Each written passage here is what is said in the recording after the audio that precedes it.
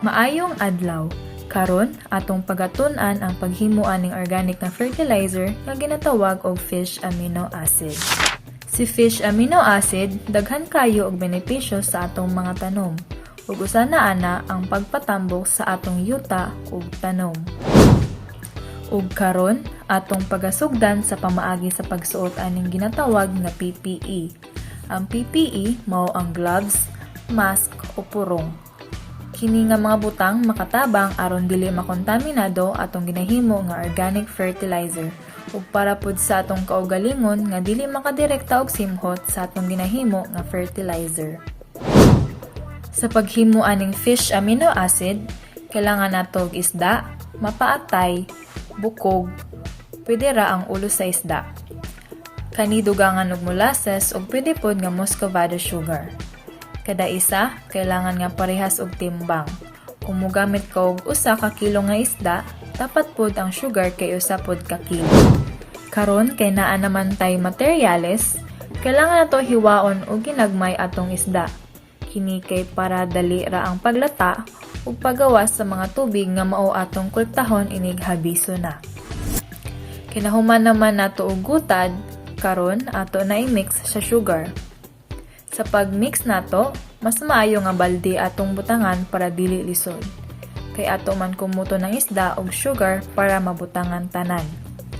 Unsa man di ay giyud ang hinungdan nga kailangan nato butangan og baluton og sugar ang isda. Kini tungod kay ang sugar makatabang sa paggawas sa mga organismo nga maong magpatunaw sa atong isda. Kung kini natapos na og mix, kinahanglan nato nga putuson og papel ang babaw sa balde. Ang pagputos kinahanglan nga dili-dali masudlan ug mga insekto samot na ang langaw nga mao ang kasagarang rason nganong uluron. Kung nahuman na og putos, kinahanglan nga markahan nato ni. Butangan og adlaw sa pagbuhat ug samot na ang pagbutang og pangalan sa ginahimo nga fertilizer. Pagkahuman nato og mix, ibutang nato sa dili mabasa ug dili maulanan nga lugar sulod sa 7 ka adlaw ato na kining i-harvest. 1 week later.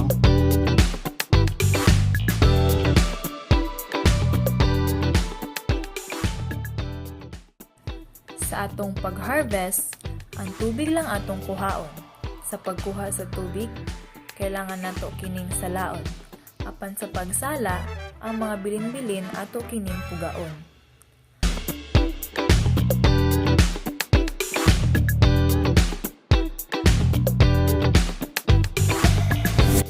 Sa mga tubig nga nakolekta, atong ibutang sa limpyo nga butanganan. Mas maayo kung ang butanganan kay botelya. Sa pagbutang sa botelya, atong labelan og tarong. Sa paglabel, ibutang ang pangalan sa produkto nga nahimo o kanus-a kini na kolekta. Sama sa uban nga organic fertilizer, mag-apply ta sa sayo sa buntag ug sa dapit nga hapon para dili masunog ang mga tanom. Sa pag-apply, kinahanglan og 2 ka kutsara nga fish amino acid isagol sa 1 ka litro nga tubig. Kana ang pagbuhat sa fish amino acid. Gamay nga gasto nga makatabang sa pagdako sa atong kita. Salamat!